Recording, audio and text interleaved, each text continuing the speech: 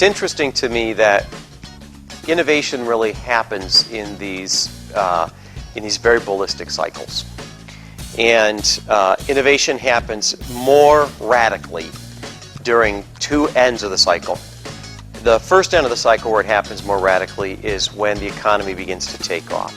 And we're going to start seeing that really, I think, somewhere in first or maybe second quarter of next year. And then the other time that it really happens is when the economy starts to go into a dive, which it did around last September. And what's been very interesting to me is if you start watching things like R&D expenditures and you start watching speculating markets, kind of aggressive activities, it's very interesting that I would say right now 2/3 of American companies in particular are pulling back. They're withholding, and they're reducing their R&D spend. They're taking their more radical products and services and some of the solutions they're working on, and they're trying to temper them down, dampen them down. And about 1/3 of them are using this as a very aggressive time. And the reason is, as Bob Dylan used to say, when you ain't got nothing, you got nothing to lose, because risk and reward is reversed when you're in a crisis.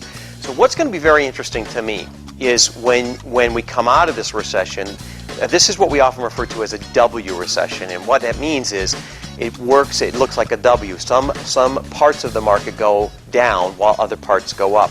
And what's going to be interesting from this recession is at the end of the recession there's going to be a second bump. And the second bump is going to be these companies, these 2/3 of these companies that basically didn't invest or lost ground to these more aggressive companies when we come out of this. And the question then becomes, can they sustain their markets?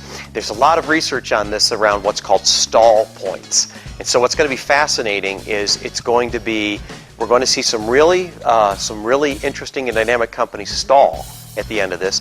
And what it's going to do for entrepreneurs, it's going to create some really interesting opportunities if they're ready and they're poised to take advantage of them with more radical innovations.